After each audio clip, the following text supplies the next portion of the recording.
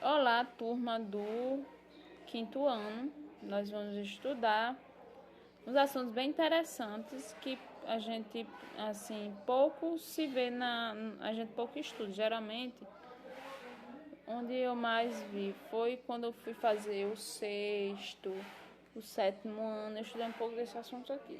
Graças a Deus vocês estão vendo um pouco desse assunto antes, porque é bem interessante de se estudar.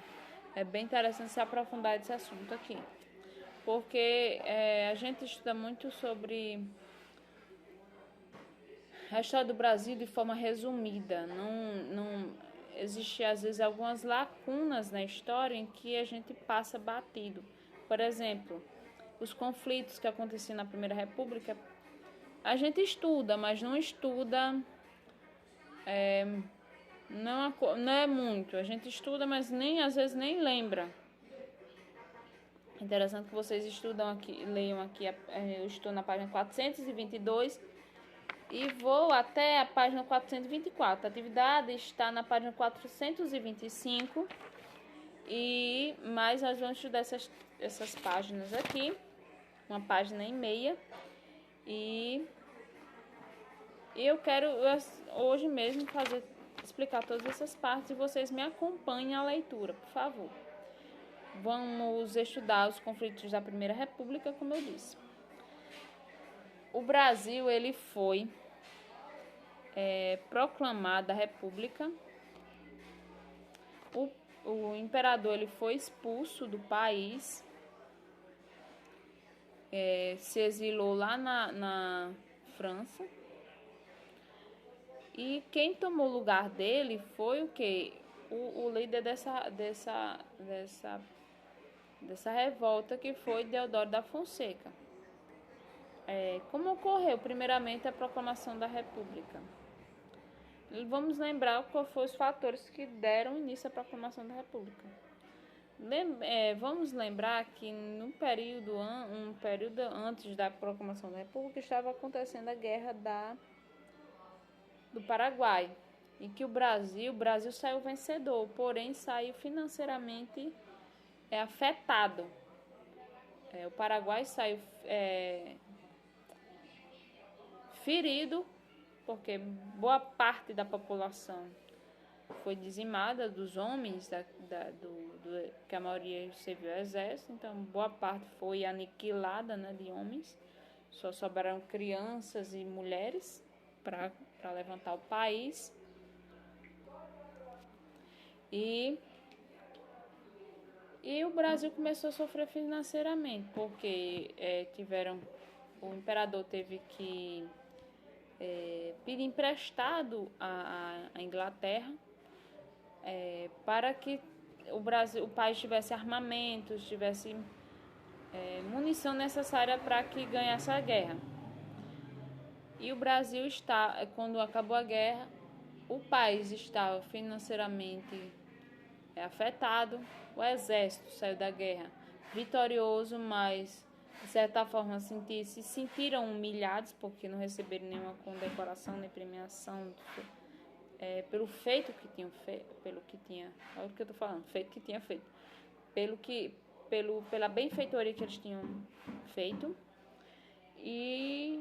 E outros fatores também. Por exemplo, a igreja estava contra o império, porque o imperador Dom Pedro II assinou uma lei que todas as religiões eram permitidas, que a religião oficial era o catolicismo, só que ele não tinha poder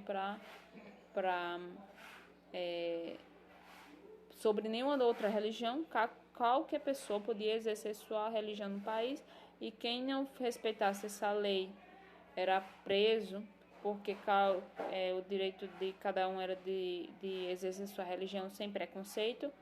E essa lei acabou tirando o apoio que o império tinha da igreja. E os fazendeiros, por quê? Um tempo depois da guerra, aconteceu a abolição da lei da escravidão. Então, o que aconteceu? Os fazendeiros, eles se sentiram prejudicadíssimos, porque eles não receberam nenhuma indenização pelo prejuízo que eles tiveram. essa parte da história eu acho até engraçado, porque os escravos passaram quase 500 anos sofrendo, e quem tinha que receber, quem que acha que tinha que receber indenização eram os proprietários que escravizavam, maltratavam essas pessoas. É muito sem lógica, né? Isso aí. E esses três grupos, eles a princípio não gostavam um dos outros, mas eles tinham algo comum, eles eram contra o imperador, a monarquia. Então, apoiado pelos fazendeiros e de certa forma não teve interferência da igreja, ou seja, a igreja não apoiou essa revolta, mas ao mesmo tempo não fez nada. Então, basicamente, foram apoiados pelos fazendeiros. Os militares, eles fizeram um golpe, porque, para quem não sabe, hoje em dia a gente sabe que a proclamação da República foi um golpe, porque não foi algo escolhido pelo povo. As pessoas não votaram para isso, não teve a opinião das pessoas. Então eles deram esse golpe. Por quê? Imagine você fazer uma coisa sem o consentimento de ninguém. Eles prenderam o parlamento. Não foi só o imperador que foi prejudicado, foi o parlamento. Porque, para quem não sabe, o Brasil não era uma monarquia absolutista, não era só o imperador que mandava, era uma monarquia parlamentarista. Existiam parlamentares, senadores, presidentes de cada província, entenderam? Naquela época, cada província tinha o seu presidente, cada província tinha seu presidente. Ai, minha perna. E eles foram presos, os parlamentares foram presos, o imperador foi expulso. Quem tomou conta temporariamente foi Deodoro da Fonseca, com seu vice Floriano Peixoto. Só que não é todo mundo que aceitou essa situação. Tempo depois, com o exército tomando conta do país, muitas pessoas começaram a criar revolta. Para vocês terem noção, nós vamos estudar agora 1, 2, 3, 4, 5, 6. Só no início da República teve 6 revoltas, e a maioria delas foi de exército contra a marinha, foi do próprio parlamento, foi do próprio povo. O Brasil estava um caos. Não foi a proclamação da República, não foi bem o que eles achavam que seriam. Por quê? A princípio, esses 3 grupos que eu falei anteriormente, eles se uniram. Certo que a igreja não defendeu essa posição, mas também não ajudou. Eles se uniram, mas porque eles tinham um inimigo comum. Mas depois, quando o inimigo comum foi embora, não tinha mais, eles se separaram, cada um não tinha mais o que dever ao outro, nem aliança com o outro. Aí o que aconteceu? A própria Marinha, ela se manifestou, porque segundo o texto, vou até ler uma parte do texto para que vocês acompanhem, leiam. Na ocasião, os militares da Marinha, funcionários ferroviários, quem trabalhava na ferrovia, como eu posso dizer, dirigia, tô dando branco hoje, quem controlava os trens, no caso, entraram em greve. Por quê? Por conta da situação, porque o presidente, o imperador, ele foi expulso, não tinha mais, o povo não tinha nenhuma voz. As situações dos militares, da marinha, até então a aeronáutica não existia, porque não existia avião ainda, né? Não foi descoberto, não foi criado.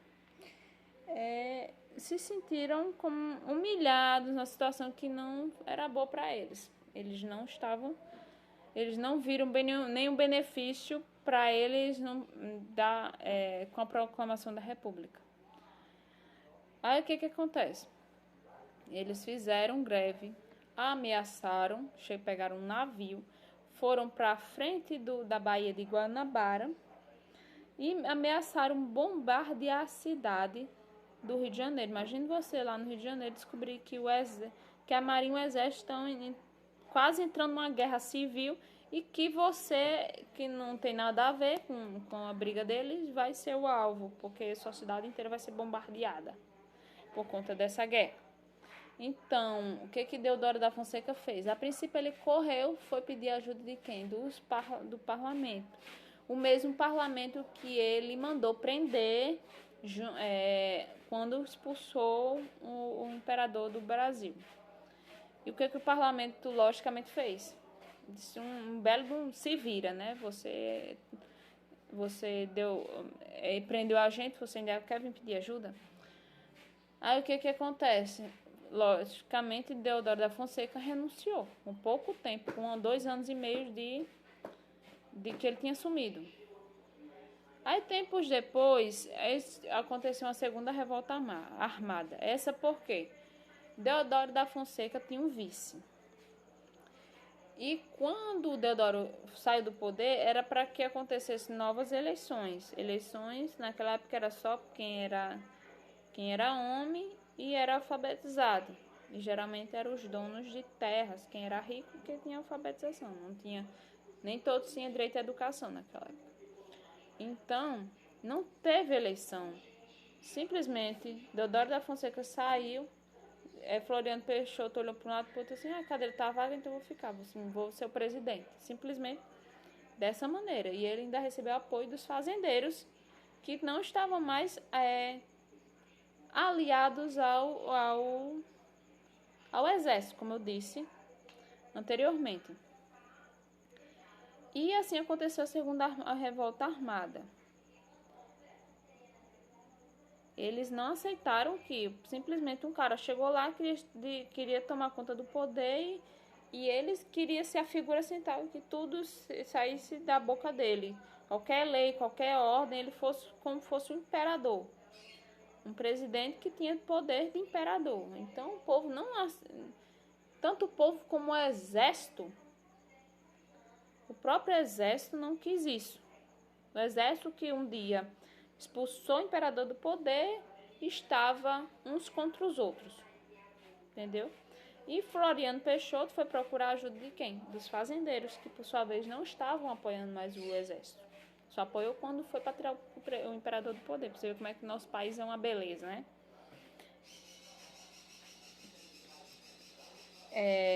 E depois disso teve o quê? A revolta federalista. Como foi essa revolta federalista? Eu vou resumir algumas partes aqui desse texto. O segundo texto, no caso. Teve início na nova revolta contra o governo Floriano Peixoto. Esse era uma maravilha. Ele era tão assim, Floriano Peixoto era tão assim, um presidente tão linha dura que o período em que ele governou foi chamado de a revolta da espada. Porque se ninguém obedecer dele, morria, né? Uma forma de resolver as coisas era assim: não faz o que eu quero, então bem sai do meu caminho. Morreu. 2 grupos se confrontaram. Um lado estavam os federalistas, que eles queriam voltar à república parlamentar, ou seja, tinha um presidente, como não tinha mais imperador, tinha um presidente e tinha um parlamento que podia ajudar a governar o país, remediando, confrontando de vez em quando as decisões do presidente, como fosse uma república equilibrada, os poderes não ficassem na mão de um só. E tinha os republicanos, que por sua vez queria que o poder ficasse só na mão do presidente, no caso de Floriano Peixoto, só ele tomasse as decisões.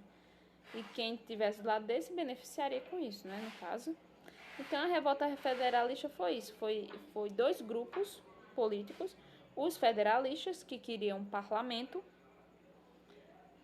a volta do parlamento, para que não ficasse só o presidente tomando conta de tudo, e tinha os republicanos que queria que o poder ficasse só na mão de Floriano Peixoto e o poder fosse exercido e as leis fossem elaboradas só por ele, tudo fosse nas mãos dele, assim como fosse um imperador, como fosse uma monarquia absolutista, fosse um governo absolutista onde o poder só estivesse na mão do presidente. E passando mais à frente, nós vamos ver também outra revolta, chamada de Guerra dos Canudos. Na página 423, vocês podem abrir lá e acompanhar comigo também. O texto é assim. Eu vou ler uns trechinhos e vou explicando de acordo com o que eu vou ler. Em 1896, na região de Canudos, na Bahia, por isso que é chamado de Guerra dos Canudos, por conta da guerra aconteceu num lugar chamado Canudos, apareceu um líder lá, um líder religioso chamado Antônio Conselheiro. E ele fundou uma vilazinha, uma comunidade chamada de Belo Monte. Essa comunidade tinha o fim de receber pessoas que estavam em condições ruins de vida, pessoas desempregadas, pessoas pobres, necessitadas, eram acolhidos pelo tal de Antônio Conselheiro. E quem eram essas pessoas?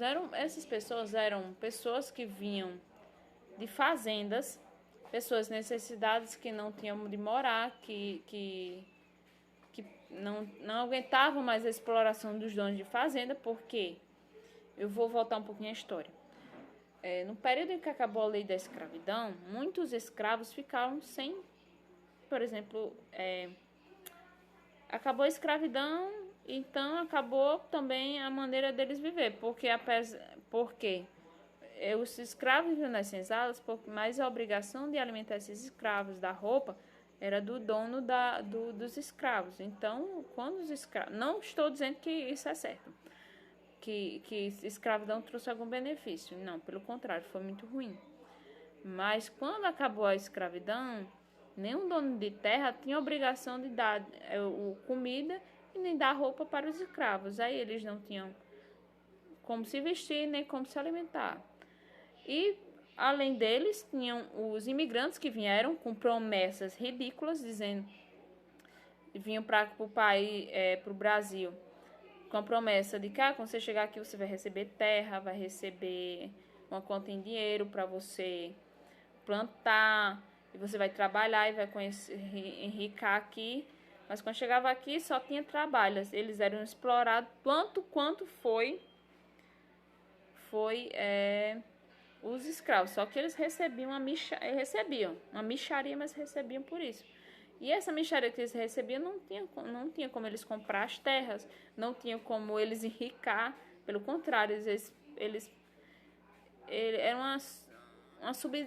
trabalhavam só para sobreviver, para não morrer de fome. Então, esse Antônio Conselheiro apareceu num período em que muitas pessoas estavam passando por necessidade, em que ele começou a acolher essas pessoas. E os donos das terras não gostavam disso. Mas eles não tinham o que fazer. Por quê? Eles estavam fazendo coisa errada? Não estava lá ajudando necessitadas, pessoas pobres, pessoas que chegavam lá tendo precisão.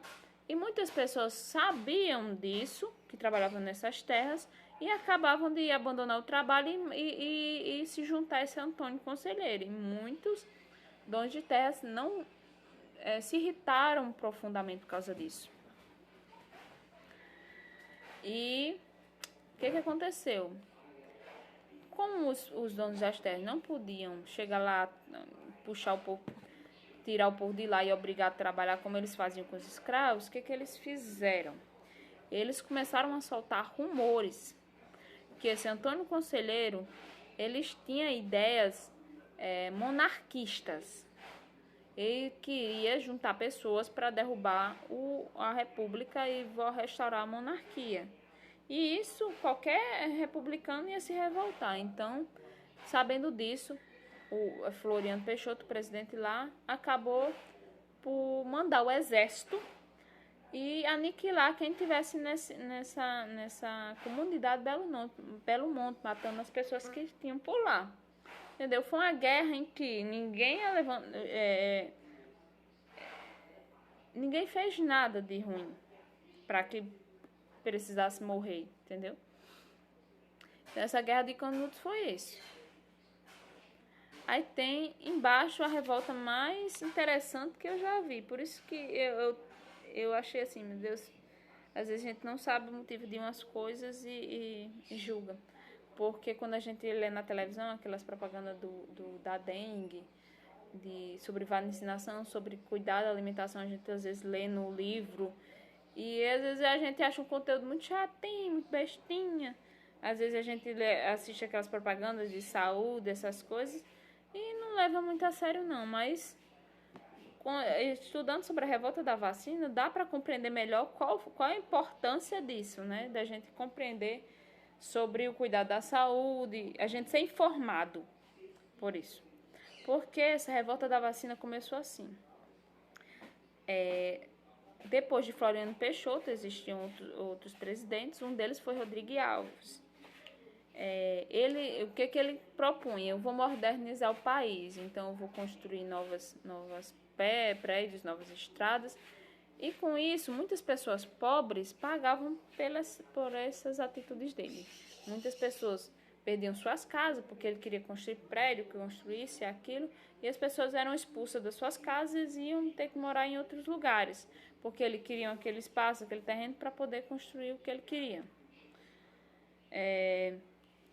E teve um período do Brasil que teve um problema, que foi um problema de saúde, problemas sanitários, da doença chamada varíola. E as pessoas, muita gente passou a morrer por conta dessa doença. Naquela época não tinha muita higiene, não existiam programas sanitários de limpeza das ruas, ou de higienização das pessoas, essas coisas.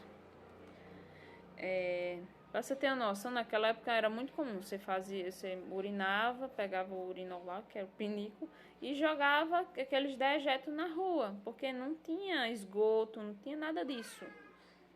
Entendeu? A pessoa fazia suas necessidades, não tinha vaso sanitário, a pessoa fazia suas necessidades no pinico e jogava no meio da rua. Ali você vê como é que era a situação. Então aconteceu o quê? Do presidente ele decretar, depois que foi descoberta a doença, a vacina contra a varíola, em que todo mundo era obrigado, sendo qual seja a sua idade, obrigado a tomar essa vacina. Só que ele não teve sabedoria de fazer uma coisa, informar as pessoas sobre essa vacina. Ele simplesmente assim, olha, a partir de hoje todo mundo tem que tomar essa vacina aqui. Não explicou para que servia a vacina, não explicou qual era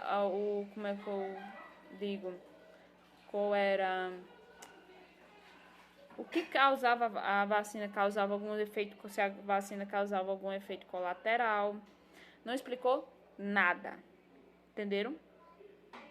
Então as pessoas ficaram assim, esse presidente, ele chega, expulsa a gente das nossas casas, faz e desmanda e acontece. E agora ele quer que a gente tome uma vacina, porque a gente não sabe nem para que serve, se faz bem ou faz mal.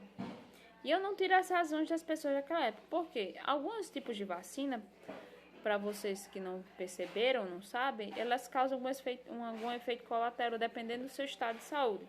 Por exemplo, um tempo desse a gente teve que tomar a vacina da H1N1. E algumas pessoas que tomaram essa vacina griparam. Por quê? Às vezes o vírus está incubado dentro de você e você toma aquela vacina e aquele vírus vai ser expulso. Então você às vezes tem alguma reação à vacina. E algumas pessoas tomaram vacina, eu acho que realmente tiveram reação, e passaram a dizer que aquela vacina, em vez de fazer bem, fazia mal, porque não era informado de nada. Eu digo que não estava nem certo ele, nem certo principalmente o governo, porque não explicou nada. Simplesmente chegou assim, vocês vão ter que tomar essa vacina e pronto. Eu não estou pedindo a opinião de ninguém, vocês vão ter que tomar, embora que vocês adoeçam. Tem um efeito colateral em vocês têm que tomar essa vacina. E as pessoas ficaram, logicamente, revoltadas. Você vai, por acaso, você chega uma pessoa na sua casa e diz assim, fulano, toma isso daqui, essa vacina aqui. Aí você pergunta, pra que é? Aí a pessoa diz, não lhe interessa, você vai ter que tomar essa vacina. Aí você vai e toma? Logicamente que não. Você tem juízo, não vai tomar, né? Saber tomar uma coisa, ingerir uma coisa que você não sabe o que é. Mesmo jeito eram as pessoas daquela época, elas não foram informadas, não sabiam para que servia. Muitas pessoas que tomaram tinham reações à vacina, porque acontece, quem toma, já acontece, por exemplo, hoje em dia, quem toma uma vacina às vezes dá febre, ou uma vacina contra a gripe, a pessoa gripa, entendeu? Dependendo de cada pessoa, às vezes dá uma reaçãozinha. E o que ele fez em relação a isso? Aliás, o que o povo fez? Mas as pessoas sabendo disso, que o presidente estava obrigando as pessoas a tomar vacina, que as pessoas tinham uma reação, adoeciam por causa dessa vacina, resolveram se revoltar. Ninguém vai mais tomar essa vacina, porque essa vacina faz o povo adoecer. E, por sua vez, o presidente não soube usar a cabeça e fez o seguinte, mandou o exército tomar a dianteira dos médicos. Agora, quem não tomasse vacina, o exército ia lá e obrigava a pessoa a tomar a vacina. E com isso acabou o exército entrando em conflito com a população. Entenderam? Ainda tem duas revoltas que a gente não estudou ainda, que é a revolta da Chibata e a revolta do movimento tenentista, que está na página 424. A revolta da Chibata foi assim. Lembrando que o exército ele proclamou a república, mas com o passar do tempo o próprio exército entrou em conflito uns com os outros. E aqui a revolta da Chibata foi um exemplo disso. O exército e também a marinha. O exército ele tomou conta do país, mas em algumas áreas ele não soube administrar. Por exemplo, e ele vivia entrando em conflito com a marinha. E aqui a revolta da Chibata a respeito disso também. A revolta começou com a insatisfação de alguns marinheiros que queriam o quê? Qual era o problema desse marinheiro? Eles recebiam um salário muito baixo e eles sofriam castigos físicos, por exemplo, você não fez isso, não resolveu tal coisa, então você vai levar não sei quanta chicotada para aprender. Tipo aquele modelo de educação da marinha era assim. Então, os marinheiros passaram a se revoltar. Eles iam para os navios e lá faziam greve, iniciaram a revolta. Tem até o final do texto dizendo assim: houve durante a repressão do governo que acabou com o conflito aplicando severas punições. O que foi que aconteceu? Apesar das reivindicações da marinha serem reivindicações justas, né? Porque imagina você receber um salário baixo que não dá para você nem viver nem alimentar sua família, e depois cima que você trabalha levando chicotada toda vez que erra alguma coisa, entendeu? Então, em vez do exército, no caso eu vou dizer o exército, né? Porque realmente era o exército que estava no poder. Em vez do exército tomar alguma atitude porque era justo, eles simplesmente reprimiram esses soldados, eles puniram para que eles não se revoltassem mais. E por último, o movimento tenentista. O movimento tenentista, eu vou ler algumas partes aqui do texto porque é bem interessante e eu quero que vocês leiam também. Não fique só escutando eu falar e não explore o texto. Tem assim: jovens oficiais do Exército insatisfeitos com a situação política do Brasil, porque realmente desde que aconteceu a proclamação da República, depois da proclamação da República só tinha acontecido várias revoltas, articularam uma série de manifestações em defesa da modernização e da moralização das ações do Estado. Ou seja, eles queriam que o Estado, que o país tomasse prumo, como diria minha avó, tomasse prumo, que tivessem ordem, que mantesse uma ordem no país, porque existiam muitas revoltas, muitas injustiças. A situação não era boa. As leis não eram cumpridas nem pelo próprio exército, então a situação não era bonita para eles. Estabelecimento do voto, eles queriam também o estabelecimento do voto secreto, porque as pessoas antigamente não tinham voto secreto, então você poderia ser ameaçado, por exemplo, você trabalhava com uma pessoa, essa pessoa tinha o seu político lá favorito, então para você manter seu trabalho você era obrigado a votar naquela pessoa, independente que você não gostasse dela nem a pau, entendeu?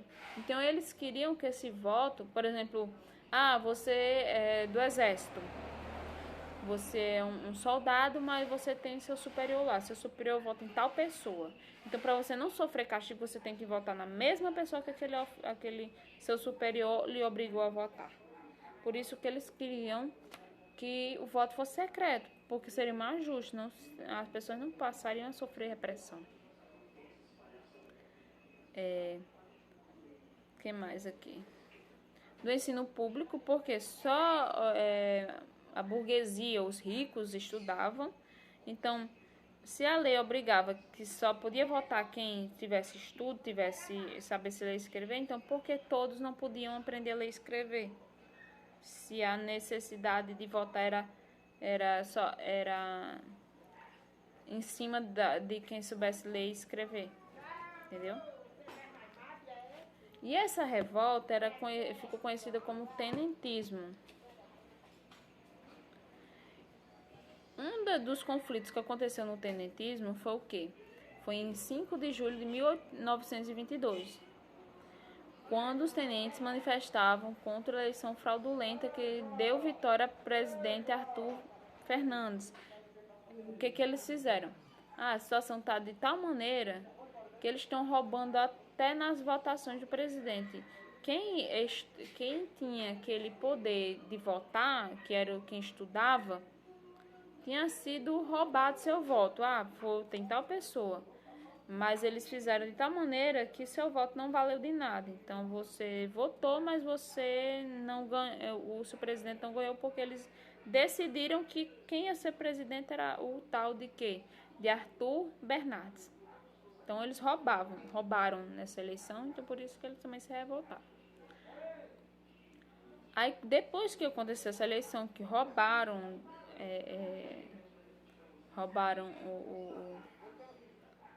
nas eleições, no dia seguinte aconteceu uma revolta que foi chamada dos 18 de Forte, que foram 17 militares e um civil que se revoltaram, marcharam em direção ao Palácio do Governo para reivindicar, fizeram uma passeata, uma greve, e simplesmente o presidente mandou matar todo mundo que estava lá. Só 2 sobreviveram, no caso. Depois disso, aconteceu outros movimentos, que foi a chamada, vocês ainda vão estudar lá estudar lá no vestibular, no ensino médio, que foi a chamada Coluna Prestes, que foi um movimento liderado por Luiz Carlos Prestes, lá começando no Rio Grande do Sul, que foi um movimento que ele liderou um exército de 1.500 homens ao redor do país, arrecadando aliança contra as pessoas para que as injustiças, a corrupção do governo acabasse, que o presidente fosse deposto por conta do roubo, porque ele não tinha direito a isso, de estar lá. E Luiz Carlos Prestes, ele tinha em mente algumas reivindicações. A Coluna Prestes tinha em mente algumas reivindicações como que englobasse o voto secreto, todo mundo podia votar e que o voto fosse secreto, ao combate à corrupção nas votações, a limitação do poder do presidente, ou seja, que se criasse o que a gente chama hoje de 3 poderes, que o poder do presidente fosse dividido, tivesse um parlamento e tivesse o presidente, que o poder não ficasse só na mão dele, entendeu? Se vocês que vocês quiserem compreender um pouco mais, podem reiniciar o texto, fazer leituras no livro, procurar outras informações na internet. Eu aconselho a vocês a entrar no YouTube e colocar assim, se liga nessa história, porque lá tem um cara que é bem legalzinho, que ele explica bem detalhadamente mais esse conteúdo dos conflitos. Então é bem interessante que vocês, além da minha explicação, da leitura do texto, vocês procurem outras fontes, porque vocês vão precisar futuramente para o ensino médio, para o vestibular, porque esse assunto cai muito, entenderam? Por isso que eu peguei um vídeo de mais de meia hora, expliquei mais de meia hora, tentei resumir ao mesmo tempo, não deixar de falar as partes bem importantes. Mas eu quero que vocês procurem outras fontes também para abastecer bem muito conhecimento de vocês a respeito desses conflitos. O texto, a primeira parte do texto vai dizer da atividade, vai estar na página 425. Lembrando que essas atividades dessa semana vocês vão entregar só a próxima. O que eu quero mais que vocês façam é o do projeto Folclore. Então vocês podem deixar essas atividades para a próxima semana, né? Entregar só a próxima semana, certo? E a primeira atividade diz assim: o que era comum entre as reivindicações das diferentes revoltas ocorridas no final da Primeira República? Todas elas eram basicamente contra o governo, porque era autoritário e era centralizador, porque só o presidente tinha poder de dar ordens. Então, todos os revoltas viam isso em comum. Nenhum dos revoltosos apoiavam essa posição do presidente, de querer mandar em tudo. A questão 2, vocês vão analisar essa imagenzinha aqui e vão responder a questão A e a B. A questão C da 2 é a opinião de vocês. Aí tem assim, a 3 é assim: quais foram as principais reivindicações dos tenentes durante a revolta do 18 do Forte? Foi essa última questão que eu falei, que foi que tivesse o voto secreto, que combatesse a corrupção, que limitasse o poder do presidente, essas coisas. Aí a questão 4 diz assim: quais foram as principais reivindicações dos membros da coluna Prestes? Praticamente a mesma coisa. Não mudou muito, não. E boa atividade para vocês.